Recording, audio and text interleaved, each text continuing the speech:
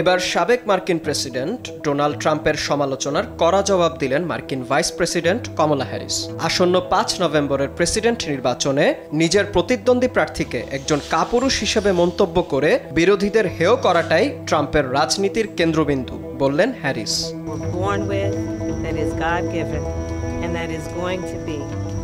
Vote যুদ্ধে গুরুত্বপূর্ণ অঙ্গরাজ্য হিসেবে পরিচিত পেনসিলভানিয়ায় নির্বাচনী সমাবেশে দেওয়া বক্তব্যে কমলা হ্যারিস এমন কথা বলেছেন। পেনসিলভানিয়ার সমাবেশে কমলার সঙ্গে তার রানিং মেট ও মিনেসোটার গভর্নর টিম ওয়ালজ ছিলেন।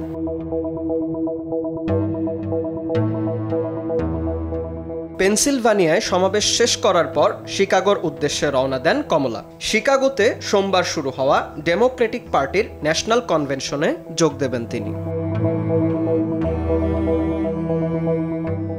এর আগে পেনসিলভানিয়ার সমর্থকদের উদ্দেশ্যে দেওয়া এক বক্তব্যে কমলা হ্যারিস বলেন, কয়েক বছর ধরে এক ধরনের প্রবণতা দেখা গেছে যে একজন নেতা কতটা হেয় করছেন এর ভিত্তিতেই তার শক্তিমত্তা মাপা হচ্ছে, অথচ সত্যিকার অর্থে এটি হওয়ার কথা ছিল না।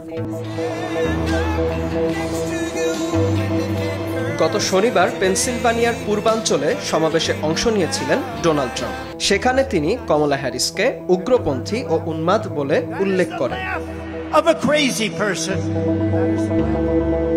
এদিকে যুক্তরাষ্ট্রের প্রেসিডেন্ট নির্বাচনে ভোটারদের জরিপে আশার আলো দেখছে ডেমোক্র্যাট শিবির। রোববার এবিসি নিউজ, ওয়াশিংটন পোস্ট এবং ইপসোসের সম্মিলিত জরিপে নিবন্ধিত ভোটারদের ৫১% সমর্থন পেয়েছে কমলা হ্যারিস।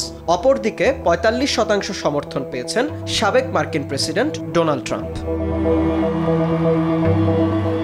বিন ইয়ামিন, RTV।